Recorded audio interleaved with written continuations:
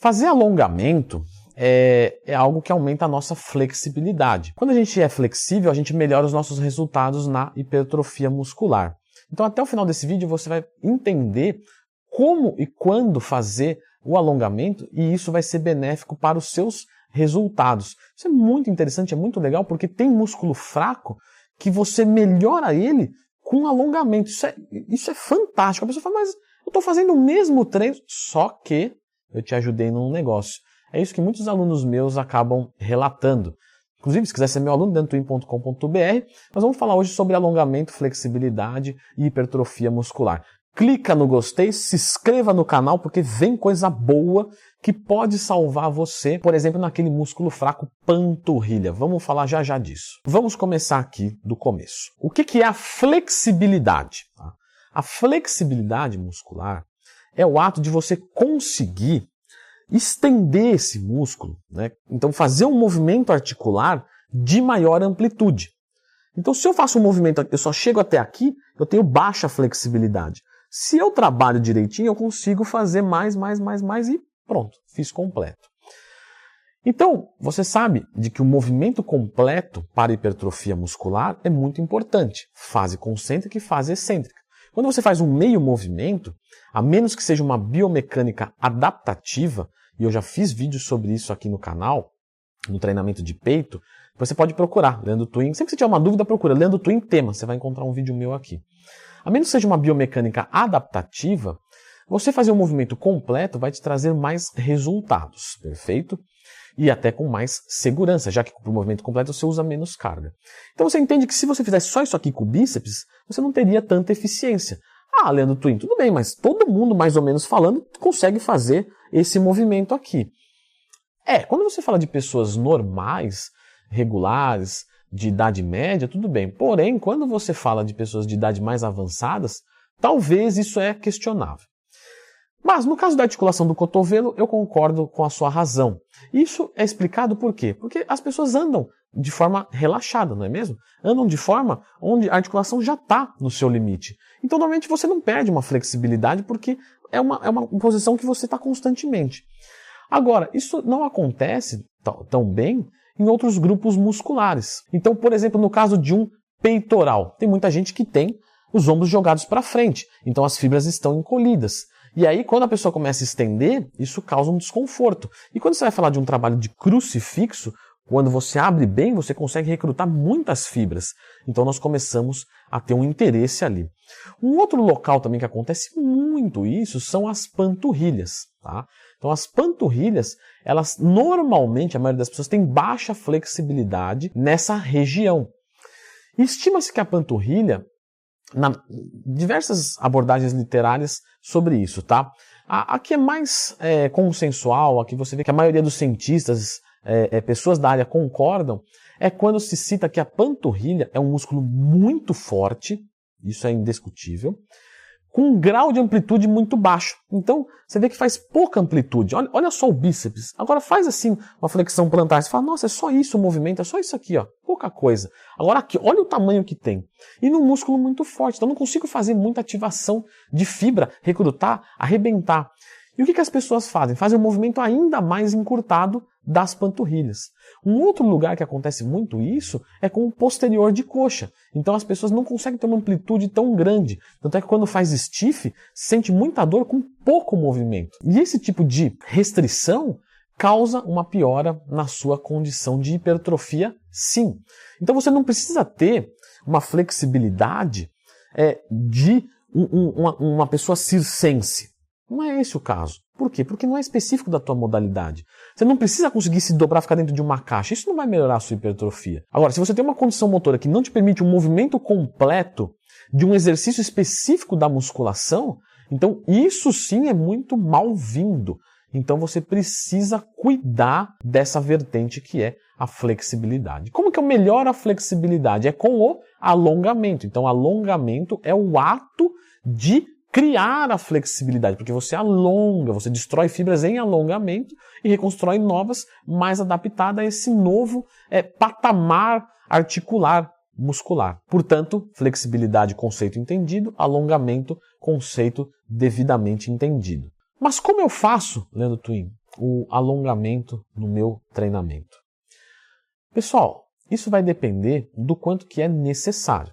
Então, algumas pessoas podem querer uma flexibilidade exagerada, como por exemplo de uma pessoa que trabalha num circo ou alguma coisa do tipo. Essa pessoa ela não vai fazer um treinamento de hipertrofia conciliado com o alongamento. Ela vai fazer um trabalho de forma separada, porque o objetivo dela é muito alto. Agora, claro, quando você pega uma pessoa que tem esse princípio de apenas ter hipertrofia muscular e uma vida de qualidade, você vai aplicar algo muito mais modesto em pontos de alongamento. Tá? Lembrando sempre de que a hipertrofia não gera encurtamento, tá, pessoal? Isso é um erro muito grande. Na verdade, o trabalho de hipertrofia bem feito, ele pode aumentar o grau de flexibilidade em quem tem muito baixo. Então vamos dizer que eu pego um exemplo aqui de uma pessoa que ela só consegue alongar até aqui. Então eu começo a colocar um crucifixo nela. Então ela, opa, na outra semana ela desce um pouquinho mais. O que ela fez? Ela ganhou flexibilidade com a musculação. O que acontece é de que as pessoas olham para alguém muito forte e acham que aquela pessoa é flexível. Por quê? Porque ela é atleta. Ela não é atleta necessariamente para abranger todas as modalidades. Então, o indivíduo que é muito forte, ele vai correr menos do que o indivíduo que treina para aquilo. Normalmente ele corre menos. O indivíduo que parece forte, às vezes ele não tem tanta força igual um atleta de força. Então o indivíduo que é forte, apesar de ter uma forma atlética e na cabeça dos leigos ser criado de que ele é um atleta, ele pode ter uma flexibilidade de uma pessoa normal, porque ele nunca treinou para ter flexibilidade. Entendeu? Então musculação não deixa duro. Isso não existe. O que acontece é, se eu tenho mais massa, eu encontro mais dificuldade. Isso é verdade. Eu vou fazer esse movimento aqui. Perfeito. Mas se eu tenho peitoral hipertrofiado, isso já se torna mais dificultoso. Mas não é porque o meu músculo está encurtado, é porque eu tenho mais forma física. Do mesmo jeito que o indivíduo obeso também tem dificuldade com flexibilidade. Perfeito? Mas vamos falar do que vocês querem saber. Como que eu melhoro a flexibilidade? Alongamento pré-treino é ruim? Tira força? Pessoal, isso foi um estudo muito mal compreendido. Tá? Qualquer pessoa que parar para pensar sabe de que um alongamento, se alonga aqui, ó, faz um supino. Na outra semana só faz o supino. Vai mudar a carga? Não vai mudar a carga, gente. Vocês vão pegar a mesma coisa. Tá? O que acontece é que, claro, quando você faz um esforço físico, isso pode tirar um pouco da sua capacidade. Claro, fiz um alongamento muito intenso. Posso render menos no supino? Pode, mas não é um menos que, ai meu Deus do céu, passei de 30 de cada lado para 15 de cada lado. Outra coisa desse estudo mal compreendido, foi feito o alongamento. Quando faz o alongamento, o que acontece? O que acontece? A amplitude aumenta.